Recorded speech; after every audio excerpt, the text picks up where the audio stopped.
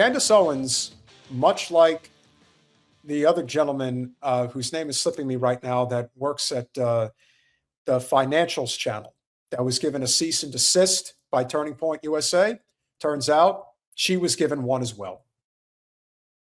So what are the key takeaways here from Turning Point USA's cease and desist letter to Candace Owens?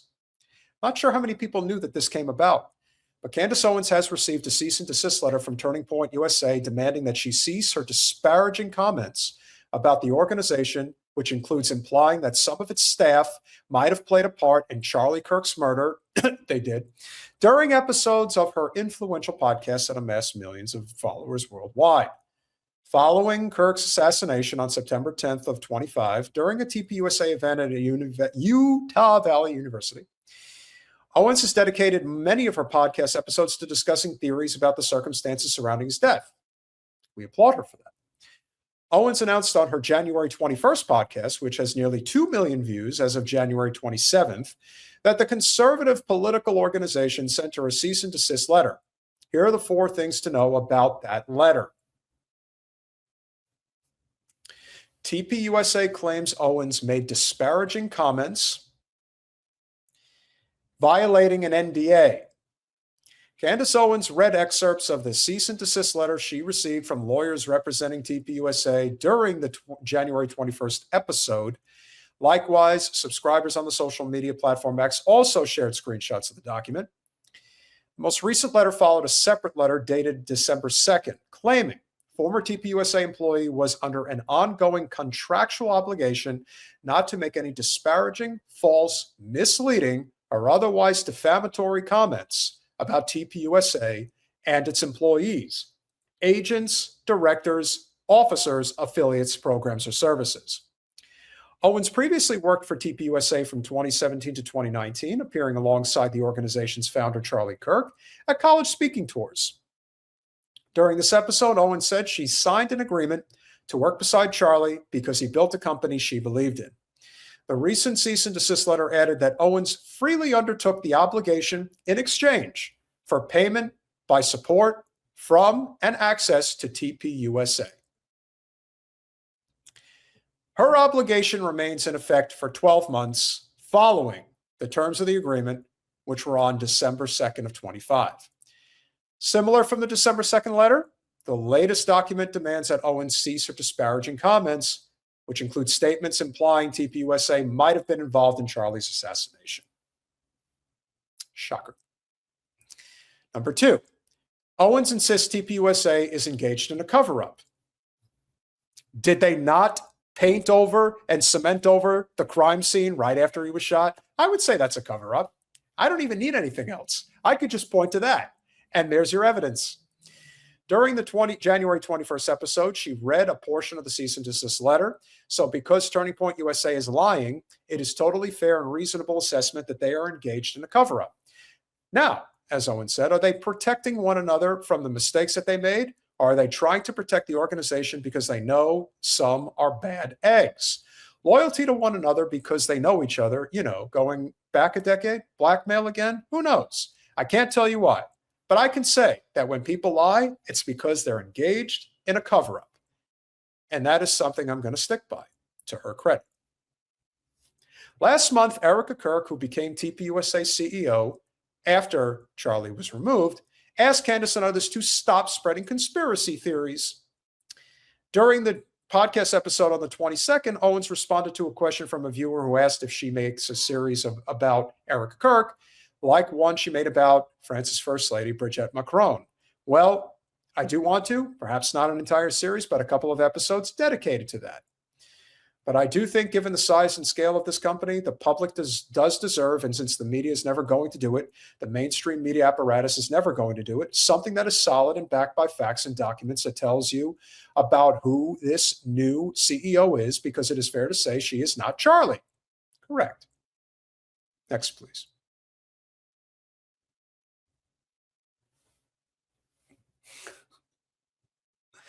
Candace Owens, number 3, Candace Owens allegedly refused demands for a retraction. The cease and desist letter came because the injuries caused by Candace's statements are substantial and continuing to accrue. No, what they're actually implying is that financially they're suffering as a result of this, as they should.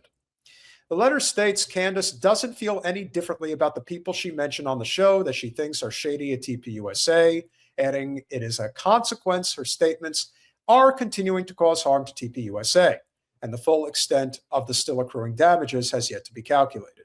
Nathan Livingstone, a freelance filmmaker and video editor, has shared compilations on X of Owens sharing theories about the assassination of Charlie Kirk with her audience. In one such, she claims Kirk had told her in a dream that he was betrayed. Again, that they're grasping at straws. Let's go to the next one and the final one. The podcast hosted, the podcast host shared a screenshot on a message she sent Andrew Colvin on October 6th about her dream and belief that Kirk's soul was in purgatory. Okay. I think that's, again, believe what you want. And people are calling her a crazy person for saying that. Whatever. The next one, please. And finally, Candace refuses to stop investigating Charlie Kirk's murder. Wow, that's a revelation that she stopped and that she's not going to stop investigating. We're not going to stop investigating. Why would we? We know that there is a direct link here to Israel. There are so many obvious pieces of circumstantial and direct evidence. During the January 21st podcast episode, she discussing the cease and desist letter, Candace declared that it would be unconscionable for her to choose silence in the wake of Charlie's public assassination. And I told you guys that you'd have better luck from keeping the sun rising into the sky than to keep me from investigating Charlie Kirk's assassination.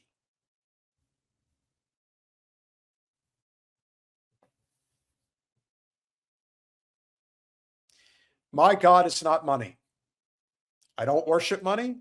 I do worship truth, and I would like to know truthfully what took place on September 10th. To Candace's credit, she makes a very good point. Erika Kirk, for whatever reason, was put in this position, whether as a honeypot, whether as a clandestine operator, whatever she is, she's not good at convincing anybody that she's on the level. This was from a few days after Charlie's assassination that I guess somebody either caught on amateur video and decided to display it.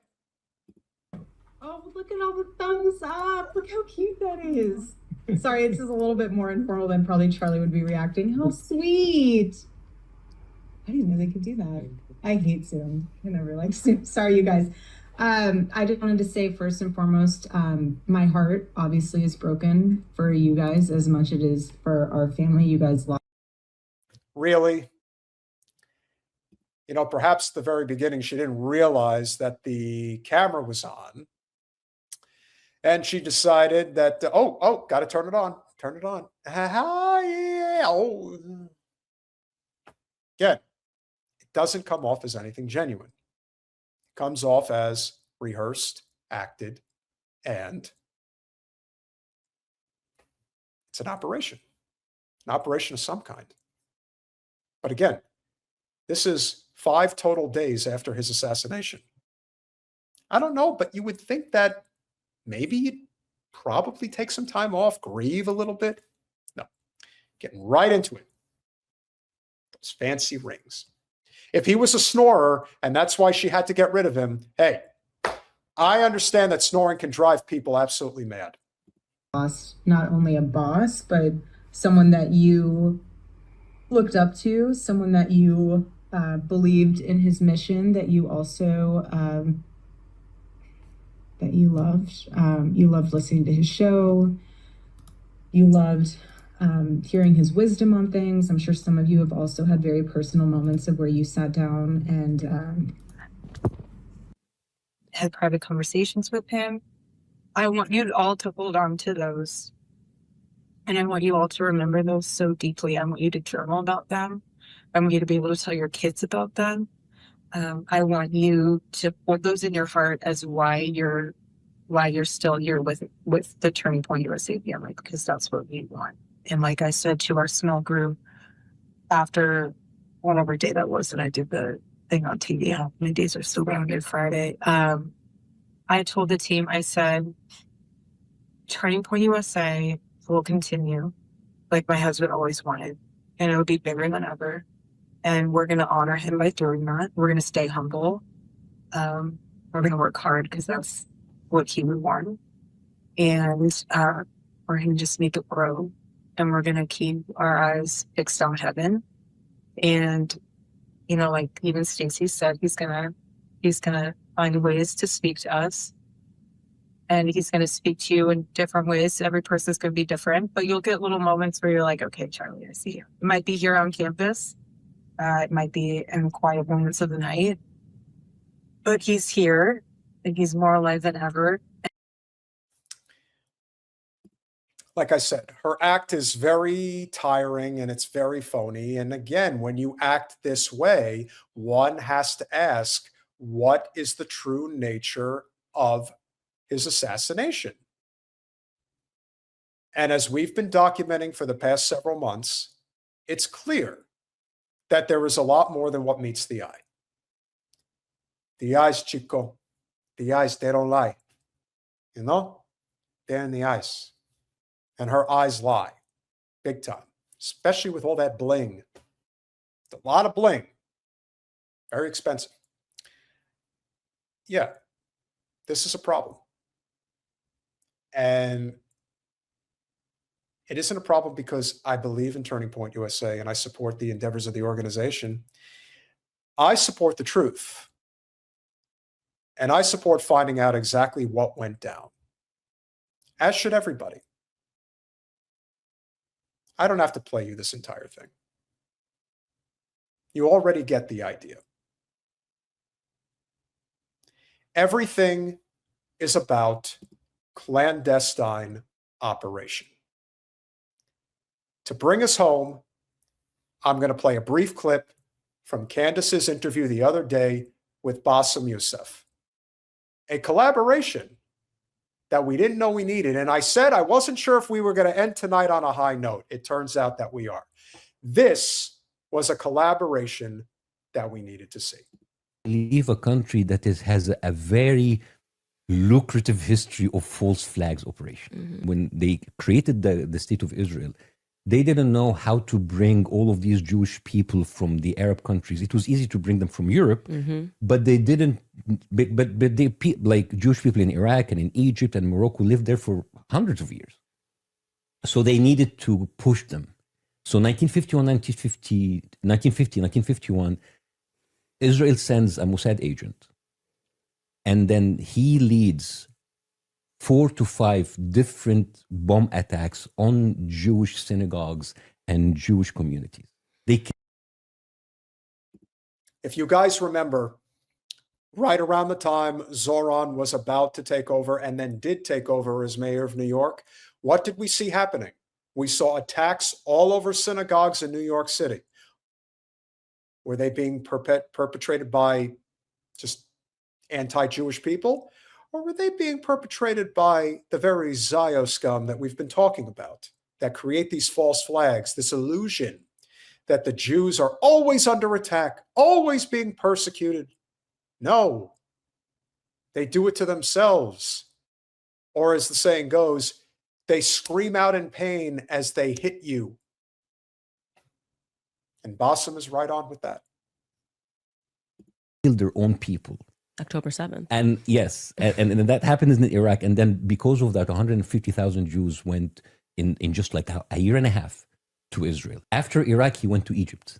And he led the Lavon affair in 1954.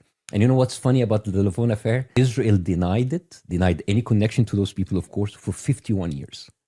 And then in 2005, they finally acknowledged it by giving the participants in the Lavon affair operation participation certificates, like an Amazon card or something. And then 1994, the bombing of the Israeli embassy in London, it was done by Mossad. And then they kind of nailed 2 Palestinians for it. 1 month after 9/11, which is the biggest false flag operation, in October 2001, there was an attack of the Mexican parliament by two Mossad individuals, and they were also like being they pretended to be Palestinians, but they were discovered before the bombing, the USS Liberty. Well, there has been investigation, and it was obviously wrong, and it was obvious, and it was proved beyond any doubt that it was a mistake, which wasn't. There was a lot of investigation where they weren't. Actually, the crew of the USS Liberty were threatened. They had a gag order. They couldn't talk. And you know, the beauty about this is that for 15 years, Israel fought this tooth and nail, and they finally paid compensation. You know how much did they pay? $6 million for damages in the USS Liberties, and $6 million for the victims of the USS Liberty. This is the value of USS soldiers. How can you believe a country that lies 24/7 like this? How can we take anything that they say for face value? We can't. And on Monday, we will be speaking with another surviving member of the USS Liberty. And I'm not going to say his name. It is incumbent upon us to keep speaking this truth to power. That is our responsibility. That is our responsibility as a channel that often is not ones that are breaking through those echo chambers. We have to. That's why I give Bassem all the credit for going on with Candace, and I give Candace all the credit for having him on. Remember, if you're being hated, and yes, we would love to get Bassem Youssef on our show, 100%. If you're hated to the extent that Candace is receiving the level of hate that she's been getting, then clearly she's doing something right. Bravo for having him on. Thank you, Bassem, for bringing up the USS Liberty. And again, how do you know Israel's lying? Their lips are moving.